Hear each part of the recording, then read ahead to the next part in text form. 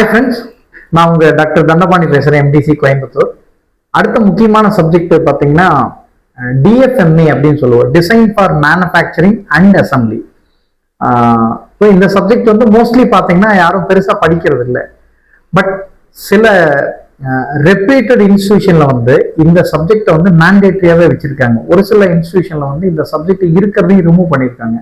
So this is one of the core subject. ஆனால் யாரும் இதை கோரில் வச்சிருக்கிறது இல்லை, இதை வந்து எலக்டிவா வச்சிடறாங்க.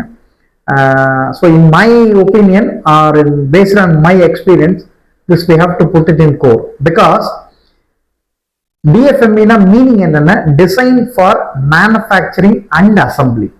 அப்போ நம்ம ஒரு டிசைன் பண்றோம் அப்படின்னா மேனுஃபேக்சர் பண்றது வந்து ரொம்ப ஈஸியா இருக்கணும், அதே மாதிரி அந்த காம்பனண்ட்டை அசம்பிள் பண்றது ஈஸியா இருக்கணும். அவ்வளவுதான், சிம்பிள். ஒரு டிசைன் பண்ற போதே இந்த காம்பனண்ட்டை வந்து ஈஸியா மேனுஃபேக்சர் பண்ணும், ஈஸியா தான் அசம்பிள் பண்ணும், தட்ஸ் ஆல்.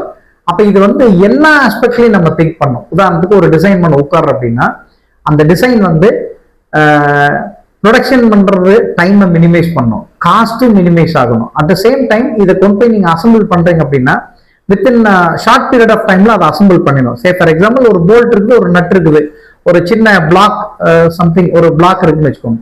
நீங்க அந்த பிளாக்ல வந்து இந்த போல்ட் நட்டை டைட் பண்ணணும் அப்படின்னு கேட்டீங்கன்னா ஒரு பிளாக் இருக்கும். ஃபர்ஸ்ட் வந்து 2 வாசர் வைப்பீங்க, அதுக்கப்புறம் பாட்டம்ல 2 வாசர் வைப்பீங்க, அப்புறம் போல்ட்டை வச்சு டைட் பண்ணுவீங்க, இந்த பக்கம் நட்டு டைட் பண்ணுவீங்க. கிட்டத்தட்ட 4 காம்பனண்ட் தேவைப்படுது. இதையும் சேர்த்துனா 5 காம்பனண்ட் வருது. இதுக்கு பதிலா நம்ம என்ன பண்ணோம்னா டிசைன் பண்ற போது ஒரு சிங்கிள் பிளாக் இருக்கட்டும், ரைட்? அந்த சிங்கிள் பிளாக்ல நீங்க 2 வாஷர் வைக்கிறது வந்து அந்த 2 வாசரையுமே அந்த போல்ட்டோடய கனெக்ட் ஆயிட்டா, போல்ட் மேனுஃபேக்சர் பண்ற போதே போல்ட்டோட அட்டாச்சா மேனுஃபேக்சர் பண்ணிட வேண்டியதானே, ரொம்ப ஈஸி. அப்ப என்ன ஆகும், நட்டு மட்டும் கனெக்ட் பண்ணா போதும், பாட்டம்ல அந்த போல்ட் அப்படியே இன்சர்ட் பண்ணி நட்டு கனெக்ட் பண்ணிக்கலாம்.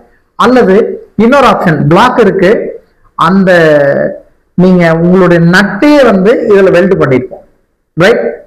இன்னொரு பிளாக் இது கூட ஆட் பண்றீங்க, அல்லது இன்னொரு காம்பனண்ட் இது கூட அட்டாச் ஆகுதுன்னா நட்டு மட்டும் போட்டப்போ ரொம்ப சிம்பிள். அதாவது நம்பர் ஆஃப் காம்பனண்ட்டை வந்து மினிமைஸ் பண்ணும், அந்த மாதிரி நம்ம டிசைன் பண்ணணும். At the same time manufacturing வந்து ரொம்ப ஈஸியா இருக்கணும். ஃபங்க்ஷனாலிட்டி ரொம்ப ரொம்ப இம்பார்ட்டன்ட். இப்போ அந்த காம்பனண்ட்டை வந்து ப்ரொடக்ஷன் பண்ணியாச்சு, அதை எடுத்துட்டு போய் அசம்பிள் பண்றாங்க அப்படின்னா அந்த மேட்டிங் காம்பனண்ட் எந்த இடத்துலயும் வந்து டீவியேஷன் வந்துடக்கூடாது. ஒரு ஸ்பேனரே எடுத்து நம்ம அந்த போல்ட்டை டைட் பண்றோம் அல்லது நட்டை டைட் பண்றோம் அப்படின்னா இட் மஸ்ட் பி ஈஸி. ரொம்ப கஷ்டப்பட்டு நெருக்கி இடம் இல்லாத போட்டு 2 தட்டு தட்டி அப்புறமா டைட் பண்றது இந்த மாதிரிலாம் பண்றோம் அப்படின்னா that is not recommended. Because extra effort, extra time, அன்னெசரியா அவங்க அடிஷனல் எஃபர்ட் போட வேண்டியதா இருக்கு. ஸோ இதை வந்து மினிமைஸ் பண்றதுக்கு தான், இதை வந்து ரெடியூஸ் பண்றதுக்கு தான், டைமையும் ரெடியூஸ் பண்றதுக்காக தான் வந்து design for manufacturing and assembly அப்படிங்கிற ஒரு சப்ஜெக்டே கொண்டு வந்திருக்காங்க. ஸோ இது எங்க வரைக்கும் எஃபெக்ட் ஆகும் அப்படின்னு கேட்டீங்கன்னா டிசைன் ஸ்டேஜ்ல இருந்து இது வந்து ப்ரொடக்ஷன் ஆகி குவாலிட்டியில செக் பண்ணி அசம்பிளி போயிட்டு அசம்பிளிக்கு அந்த ப்ராடக்ட் டெஸ்பேச் ஆயிடுச்சுன்னா ஒரு இடத்துல போயிட்டு அந்த ப்ராடக்ட் ஒர்க் ஆயிட்டு இருக்குது. அப்போ ஒர்க் ஆயிட்டு இருக்கிற போது இன்கேஸ் ஏதாவது ஒரு ஃபெயிலியர் ஆயிடுச்சு அப்படின்னா அவங்க அந்த காம்பனண்ட் எல்லாம் கழட்டி பார்க்கணும் அப்படின்னா it's very very tedious job. அப்ப என்ன பண்ணுவாங்க, அவங்க திங்க் பண்றது என்ன இவ்வளவு கஷ்டமா இருக்குது, இப்படி டிசைன் பண்ணியிருக்காங்களே, ரொம்ப ஈஸியா இருந்தா கொஞ்சம் நல்லா இருக்குமே அப்படின்னு அவங்க வேற எங்கேயாவது வந்து ரொம்ப பெஸ்ட் காம்பனண்ட் ஒன்று பார்த்துருக்க ரொம்ப ஈஸியா நம்மளே சர்வீஸ் பண்ணிக்கிற மாதிரி, இல்லைன்னா நம்ம சர்வீஸ் இன்ஜினியரை டிபெண்ட் பண்ணிட்டு இருக்கணும். அப்படி இருந்துச்சுன்னா டக்குன்னு என்ன பண்ணுவாங்க, இந்த காம்பனண்ட் வாங்க மாட்டாங்க. டக்குன்னு அந்த காம்பனண்ட் ரொம்ப ஈஸியா இருக்கு, கொஞ்சம் முன்ன பின்ன காஸ்ட் வந்து டிஃபரன்ஸ் வந்தாலும் பரவாயில்ல, அதை வாங்கிக்கலாம். சர்வீசபிலிட்டி ரொம்ப ஈஸியா இருக்கு, மெயின்டெனன்ஸும் ரொம்ப ஈஸியா இருக்கு, ஃபங்க்ஷனாலிட்டி ரொம்ப ரொம்ப சப்போர்ட்டிவா இருக்கும், காஸ்டும் கம்மியா இருக்கு, டைமும் ரெடியூஸ் ஆகுது அப்படின்னா ஆட்டோமேட்டிக்கா people will move towards that side. So அந்த காம்பனண்ட் தான் வந்து அவங்க வாங்குவாங்க. ஸோ இதுதான் முக்கியமான இன்ஃபர்மேஷன். அப்ப இதை பத்தி நம்ம தரவா படிக்கணும், இதை பத்தி நம்ம தரவா தெரிஞ்சிருக்கணும். காம்பனண்ட்டை வந்து மேனுஃபேக்சர் பண்றதா இருக்கட்டும், அசம்பிளி பண்றதா இருக்கட்டும், இது ரெண்டுக்கும் எப்படி வந்து ஒரு காம்பனண்ட்டை டிசைன் பண்ணணும் அப்படிங்கிற இன்ஃபர்மேஷன் எல்லாமே வந்து இந்த design for manufacturing and assembly அப்படிங்கிற டெக்ஸ்ட் புக்ல வந்து இருக்கு. ஸோ யாரெல்லாம் வந்து ஒரு டிசைன் இன்ஜினியரா ஆகுறீங்களோ, அல்லது ஒரு குவாலிட்டி இன்ஜினியர் ஆகுறீங்களோ, அல்லது ஒரு ப்ரொடக்ஷன் இன்ஜினியர் ஆகுறீங்களோ, ஈவன் எண்ட் யூசர் போறது வரைக்குமே இந்த சப்ஜெக்டோட யூசேஜ் வந்து ரொம்ப ரொம்ப யூஸ்ஃபுல்லா இருக்கு. அண்ட் மோர் ஓவர் இந்த சப்ஜெக்ட் கூட சில ஸ்டாண்டர்ட்ஸ் நம்ம ஃபாலோ பண்ணணும். அந்த ஸ்டாண்டர்ட்ஸ் எல்லாம் மோஸ்ட்லி பாத்தீங்கன்னா ஆல்ரெடி நான் சொல்லியிருக்கேன் டிசைன் டேட்டா புக்ல இருக்கும் அப்படின்ட்டு.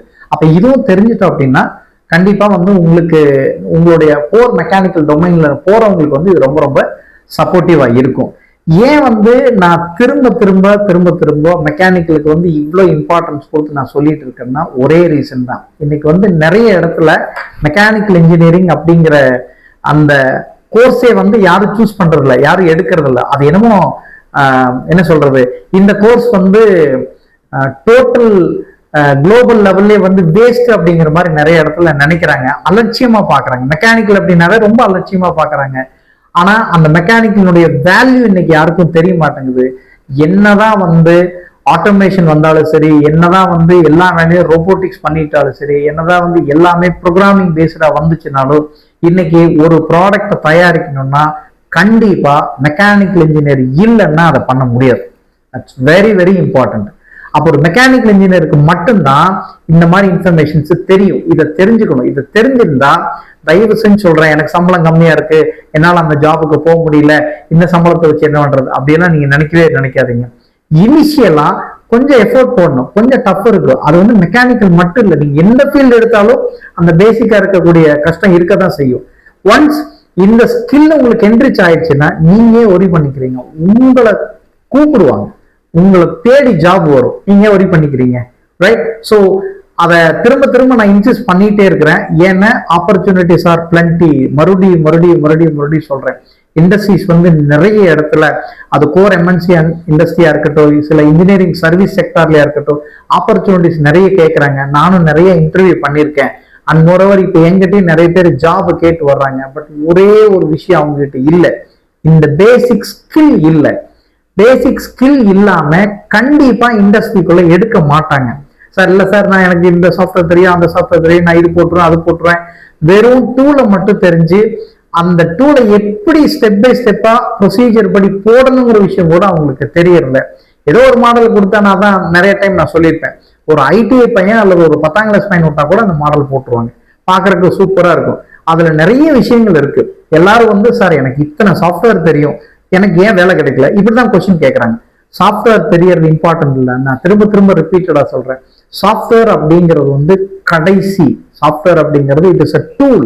நீங்க அதை உங்களுடைய டெக்னிக்கல் இன்ஃபர்மேஷனை யூஸ் பண்ணி எப்படி ஒரு ப்ராடக்ட் வந்து டெவலப் பண்றீங்க அப்படிங்கிற அந்த டூலை யூஸ் பண்ணி நீங்க காட்டலாம். That's all. அதுல இருந்து டிராயிங் அவுட்புட் எடுக்க முடியும். பட் அதுக்கு தான் அது யூஸ் ஆகுது. ஆனா இந்த டெக்னிக்கல் இன்ஃபர்மேஷன் தெரியாம நீங்க உள்ள போனீங்கன்னா சர்வே பண்ண முடியாது.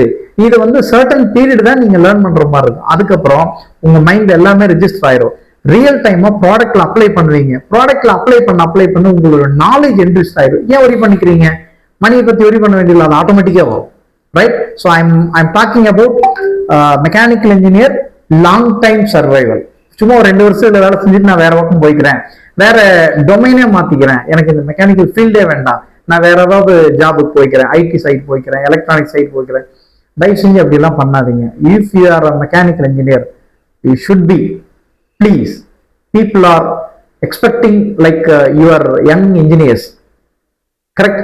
நிறைய இண்டஸ்ட்ரியில வந்து ஃப்ரெஷரை எடுக்கிறாங்க. ஃப்ரெஷரை எடுத்துட்டாங்கன்னா அங்க வந்து ட்ரைனிங் கொடுக்குறதுக்கு அவங்களாம் டைம் கிடையாது. ரெண்டாவது என்னன்னா, இப்போ உங்களை எடுத்துட்டாங்க, உங்களுக்கு ஒரு சேலரி கொடுக்குறாங்க, இமீடியட்டா உங்கள்கிட்ட ஒரு அவுட்புட் வரணும் இல்லையா? சரி, ஒரு 3 months பாக்குறாங்க, ஓகே அவுட்புட் வந்துருச்சு, சரி right, you can continue with that. 3 monthsக்கு அப்புறம் உங்களோட அவுட்புட் இல்லைன்னா என்ன செய்ய முடியும்? ஆட்டோமேட்டிக்கா அவங்க நீங்க போய் படிச்சுட்டு வாப்பா அப்படின்னு தான் சொல்லுவாங்க. இல்லைன்னா வேற ஃபீல்டு பார்த்துக்க, தட்ஸ் ஆல். வேற டொமைனுக்கு தான் போக மாதிரி சுச்சுவேஷன் வந்துடும். ஸோ அதனால நான் என்ன சொல்ல வரேன் அப்படின்னு கேட்டீங்கன்னா, முடிஞ்ச அளவுக்கு மெக்கானிக்கலை வந்து பேஸ்ட்னு நினைக்க வேண்டாம் யாருமே. படிக்கிறவங்களும் சரி, இனிமே படிக்க வரவங்களும் சரி, யூ ப்ளீஸ் அண்டர்ஸ்டாண்ட், மெக்கானிக்கல்ல வந்து ஆப்பர்ச்சுனிட்டிஸ் இருக்கு. இதை வந்து நீங்க 1 வருஷம் 2 வருஷமா பார்க்காதீங்க, லாங் டேர்ம் யோசிங்க. Definitely you have plenty of opportunities. கண்டிப்பா நான் இன்னொரு வீடியோல வந்து இதுல ரியல் டைம் அப்ளிகேஷனோட எங்கெங்க என்ன மாதிரி இருக்குதுங்கிற கூட டெஃபினட்டா நான் உங்களுக்கு அப்டேட் பண்றேன், ரைட்? டாபிக் எங்கேயோ டிவியேட் ஆகி போயிடுச்சு, sorry. So design for manufacturing and அசம்பிளின்னு பேச ஆரம்பிச்சு அப்படி போயிடுச்சு, ரைட்? ஸோ டிஎஃப்எம்ஏல வந்து இத்தனை கண்டென்ட், இத்தனை டாபிக் வந்து இருக்கு. So you please like make use of it, this particular content. It will be useful for your career path.